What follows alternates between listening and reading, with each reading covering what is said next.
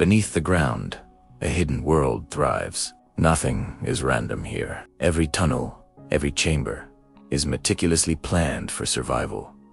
Rodents construct vast networks of tunnels. Each path serves a vital purpose. From dedicated food storage areas to secure sleeping chambers and escape routes, deep within this labyrinth, a small rodent moves with purpose, constantly searching. It navigates by following subtle sense, ingrained memory, and primal instinct. The tunnel opens into a secret chamber, a treasure trove of sustenance, filled with carefully collected seeds and nuts, stored meticulously over time.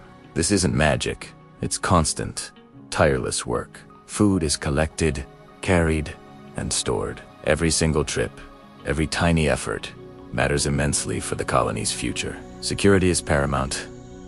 Multiple tunnels ensure safety. If danger comes, there's always another path. Underground, nothing is wasted. Everything is prepared. Because survival depends on it.